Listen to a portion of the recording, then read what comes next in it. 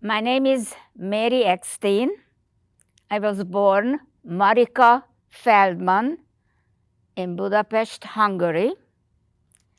My family was religious Orthodox family. I came from a kosher home.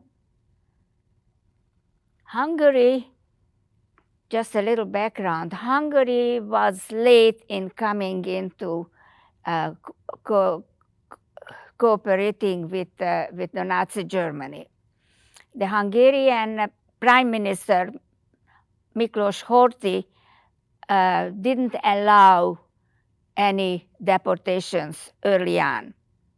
There were a lot of restrictions on Jews. Jews were not able to go to university. Jews were not able to work in Christian firms, other restrictions. But basically, the Hungarian Jews were able to lead their life fairly well. My father was a sales manager in a textile company. I'm an only child. And my mother's family lived in a town not too far away named Eger. My grandmother had there were 5 children, and each one had their own families. And about 80 people roughly. And I remember them because we went to visit very often. My father's family lived in Budapest, and of course we saw each other a lot. He had a sister and a brother, 2 brothers actually, and we had a good life. I went to a Jewish school, and I was in 2nd grade when my whole experience started. All my friends were mostly Jewish children, and I was okay. A Hungarian Nazi party called the Eurocross Party. They followed the German pattern. They were very dangerous because during wartime, the men in their prime were on the front. So most of the men who were part of the Eurocross Party were either older men or teenagers. And they were equally dangerous. If they didn't like the way you looked, you were lucky if you only got a couple of slaps. In 1942, Hungarian Jewish men were compelled to go to forced labor. They were working on roads, they were working in mines, they were helping the war effort. Some were taken to the front to test the minefields, and of course they didn't return. My father was also compelled to go, and after 1942, we really didn't know where he was.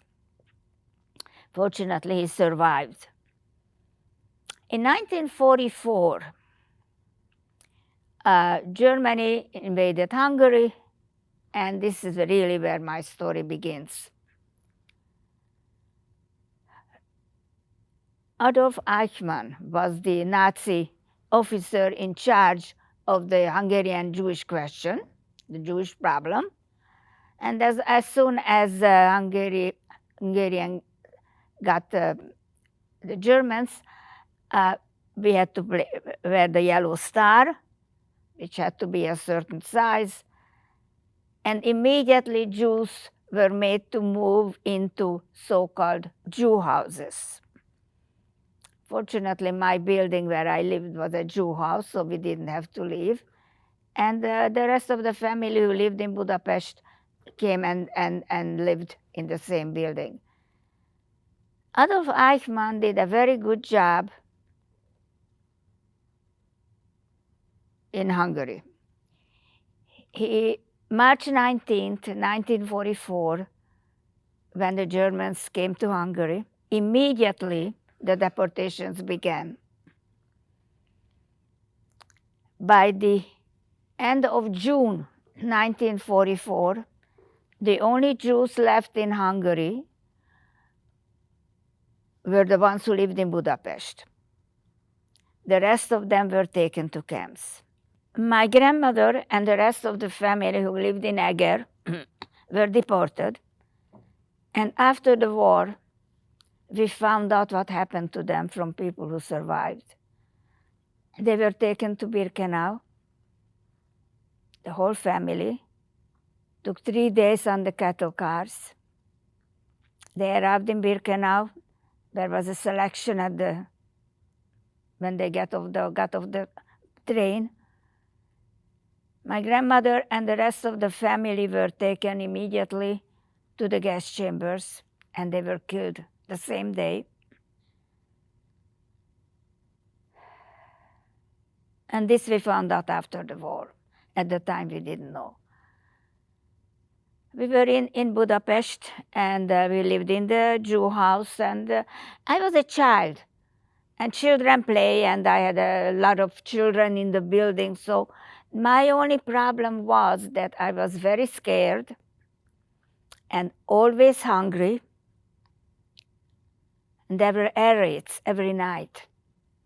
And we had to go to the air raid shelter, and then we heard the bombs above us, and they were bombing the city, and we heard them exploding, and we were waiting when our building will be hit. Fortunately, it wasn't. Of course, our school had to stop. I wasn't able to go to school after the Germans came. And the summer went on. And then in October, the Eurocross party took power over Hungary. And that's when really things were happening. Immediately, they declared that all the Jews had to go into the Budapesti ghetto, which was an overcrowded place. There was a lot of sickness, not enough food. Dead bodies were lying on the street, and then they were collected, and they were taken to the courtyard of the synagogue in that part of the city.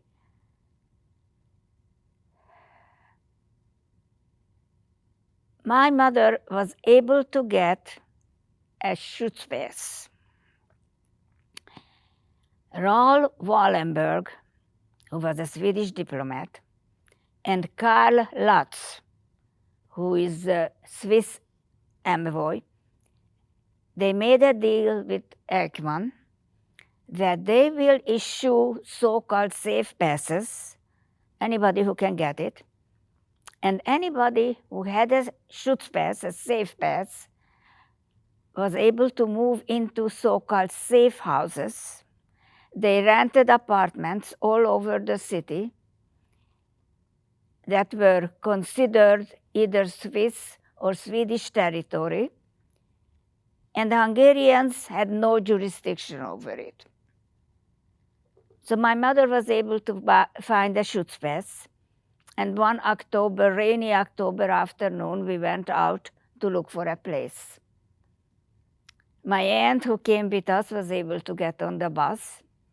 My mother and I were captured, and all afternoon, we were walking with a whole transport to the edge of the city, to the brick factory. Now, brick factories were used all over the country as demarcation points for transports. A brick factory consists of a lot of buildings, so it's very easy to keep track of a large number of people. It was raining, and I remember that my mother was worried I will catch a cold, and I remember showing her my hand to touch it, it's warm, I'm not cold. We arrived in the brick factory.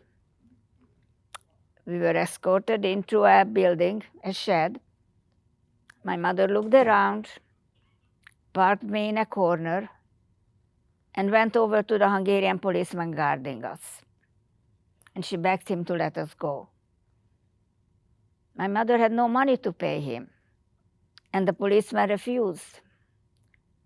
However, We were in the brick factory for a week. Every morning he would come and he would escort us to another shed. And then later on the day we would find out the shed we were at the day before had been taken. They were deported. And after a week we were still in the big factory. So he really saved our lives. During the Holocaust, there are episodes that happen to people that defy explanation, sound like it couldn't be true, but they were true. Those things happened to my mother and I and other survivors that they can recall. I don't know what I did all day. There were children there, I suppose. I was 8 years old at the time. I was no angel. I probably gave a hard time to my mother at one time or another. I don't recall. And I never asked my mother about that time, so I'm sorry for that. There is no way I can find out now.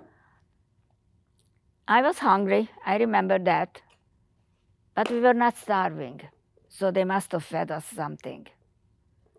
After a week, children were separated, and we were marched back to the city. I remember we had to cross the Danube, which divides Budapest. It's a very wide river, and all the bridges were blown by that time. So we had to cross a pontoon bridge, which is made of rowboats, and one by one, and they place planks across the rowboats, and there's the bridge, and the whole thing is wobbly. And I remember that I was so worried that they're going to throw me into the river. We got to the other side, and just then there was an air raid. Quickly, they dispersed us in the neighboring Jew houses. And the building I was at, there was a German woman there. I remember her face. She didn't speak Hungarian. All night long, she took children by twos back to their homes because we were not guarded at that time. She took me to my home, and the neighbors told her where my aunt found the place, and she took me there. My aunt found a temporary shelter in one of the buildings that had safe houses. It was in the air raid shelter. There were army cots, and there were a couple of hundred people, I guess. And then my mother came 3 days later. What happened to my mother, several women, including her, they were taken into Budapest, into the Aero Cross headquarters, taken down to the basement, lined up, and they were shooting them one by one. Before they got to my mother, a German officer came in. He stopped the killing and ordered the Aero Cross men to let the women go. We never found out who he was, what he was. This was one of the things that no explanation. Either he was an angel or he was working for the underground. We never found out. So my mother found us, and then we went and we found a place in an apartment that was under the Swedish protection. It was a 3-bedroom apartment. About 60, 70 people there. At night you couldn't walk because people were sleeping on the floor.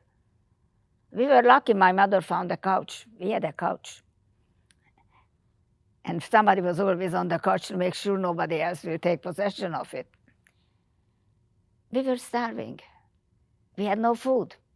We were not supposed to leave the building. I don't know what was the plan.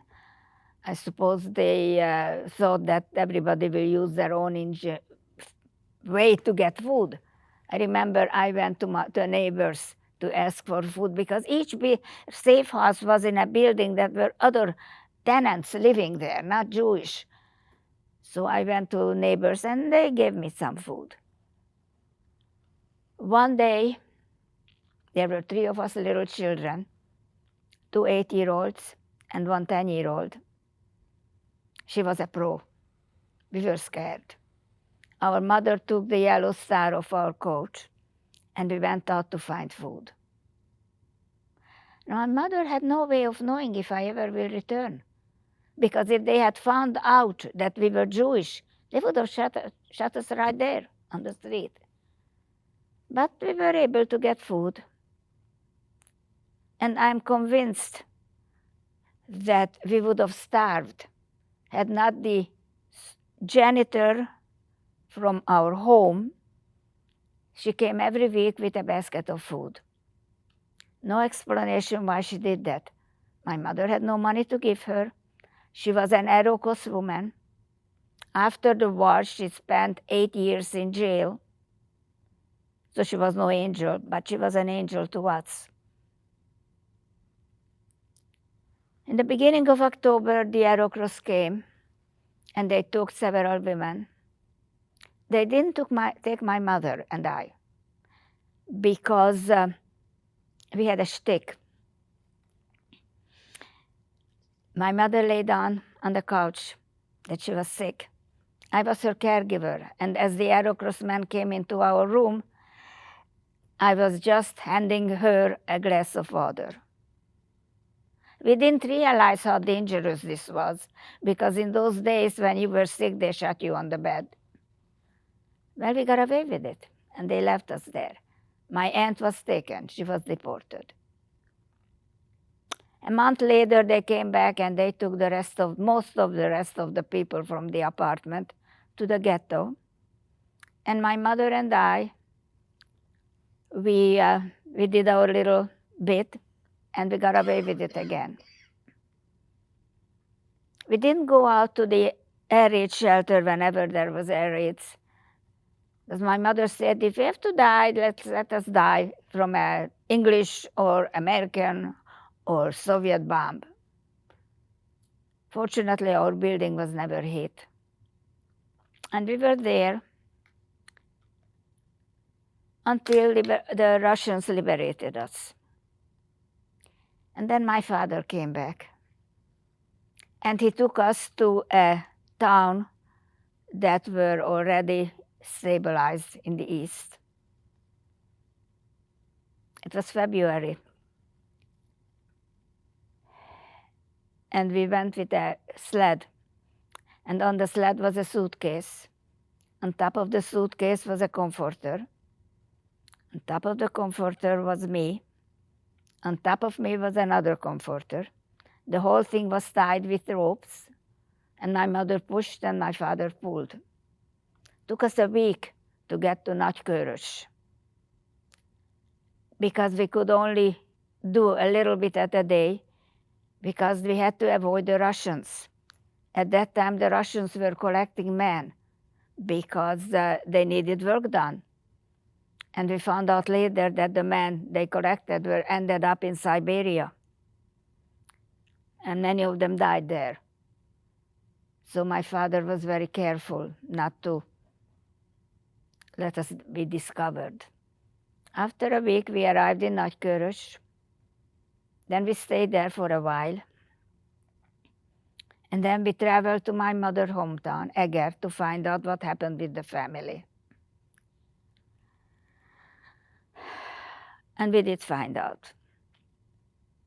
None of them survived. Not my 6-month-old little cousin Susie, not my grandmother, aunts, uncles, they were all killed. We stayed in Eger, and then in May 1945, my father pricked his left thumb with a rusty nail, developed sepsis, and in April 24, 1945, after surviving it all, he died because there was no medication. We stayed in that town for a while, and then we went back to Budapest. My mother remarried at one point. And I went to school, and of course the Russians liberated Hungary and they never left. So I grew up in a Soviet system. I went to Soviet schools. I didn't have the right background, so I knew I could never get to university unless I was a genius, which I wasn't. So I studied and became an optician. And my mother remarried. And one day, my stepfather went to temple Friday night and came home with a young man. Now, I belong to a lost generation. There are very few people survived my age. In Hungary, 2/3, some 430,000 people were killed during the war. So there were not too many Jewish boys left. And then I met this young man. He was Jewish. He was a very prized commodity. I didn't introduce him to any of my girlfriends because I didn't want him to be stolen from me. He was a survivor of Birkenau. Him and his family were taken there. His parents were killed immediately. He managed to survive. And he used to tell me that they used to come and ask for volunteers to go to other camps. And he never volunteered because he figured, I know what's going on here. If they take me to another camp, I don't know what it's like. He was 15 years old at the time. And then one day, he got typhus, and he ended up in the hospital. And then, surprisingly, he survived, and he was helping around. And then from one of the bunks, a man called him over and said to him, "What's your name?" So he told him. "And what's your mother's name?" And he told him. And the man said, "I'm your uncle." He was his mother's brother that he never met. Unfortunately, he died. My husband told me that the secret of survival in the camps were you had to have a buddy. You have to have a friend, family, friend, whoever, somebody who belonged to you, because then you looked out for one another. So my husband had several boys. He was 15 years old, several boys that he ran with. And then one day, they were all collected and they were given a large ration. Not one slice of bread, but a whole piece. And he didn't like this. He figured this doesn't sound good. And then they were taken from Birkenau to Auschwitz. And my husband spoke German. And he heard the guard speak that this will be a transport going to Germany. And that was the end of January. He said, that's not going to be good. So for him and some of the boys, they managed to escape. They went back to Auschwitz. They hid until the Russians came. And that's how he survived. So when I met him, I was very happy. And then in 1955, we got married. In 1956, there was a revolution in Hungary.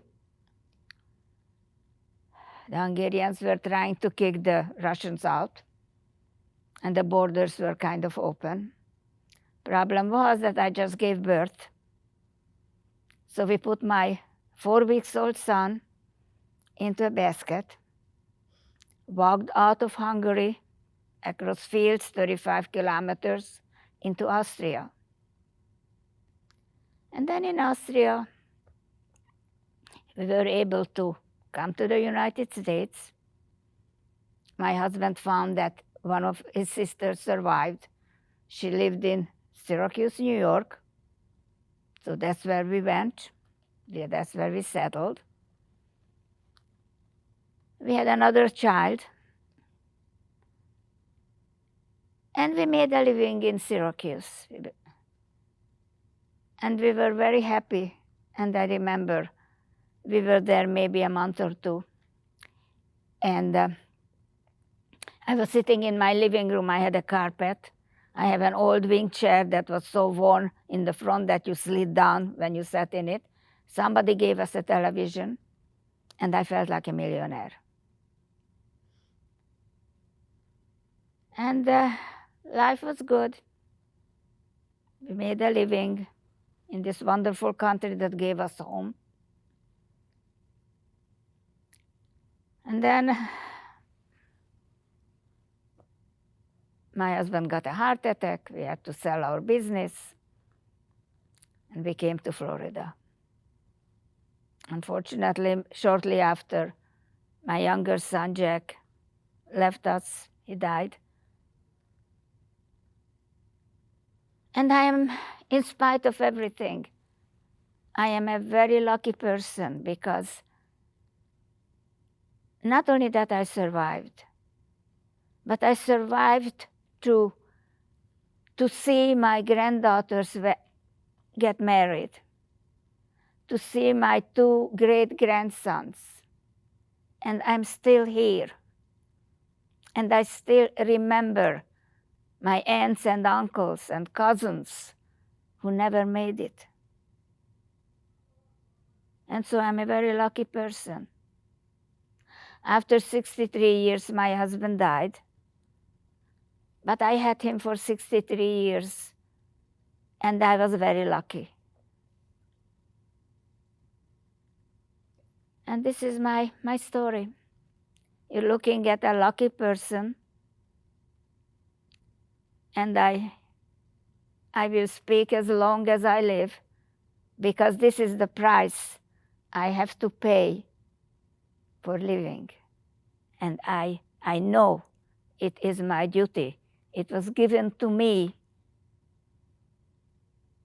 and I try to tell my story to the next generation so that this would not happen again.